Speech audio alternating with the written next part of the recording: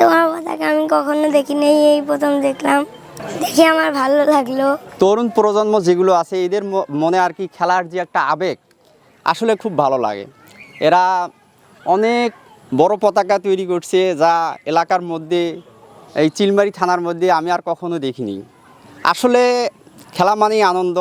আমি ওদের মাঝে একটাই মানে চাই যে কোনো প্রকার এই খেলা বিষয়, পতাকা বিষয়, যেমন আর্জেন্টিনা, ব্রাজিল, ফ্রান্স এইগুলোর পতাকাও কিছু কিছু লোক তৈরি করে, অর্থাৎ ওদের মানে যারা সমবয়সী আছে ওরা তৈরি করে।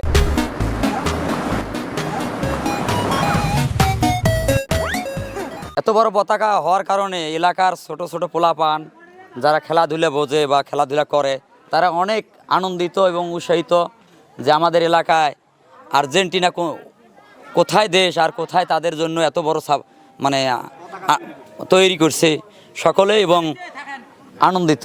মেসির শেষ বিশ্বকাপ আমি মেসেঞ্জারে গ্রুপ খুলে আমাদের হাটি থানা গ্রামের সবাইকে অ্যাড করছি, করে ওখানে বলছি যে এরম পতাকা বানাবো। তারপর ছোট বড় সবাই সাড়া দিছে, সবাই টাকা দিছে, ওই টাকা দিয়ে তারপর আমরা এরকম বানাইছি। তো বড় পতাকা বানাইলাম 200 হাত।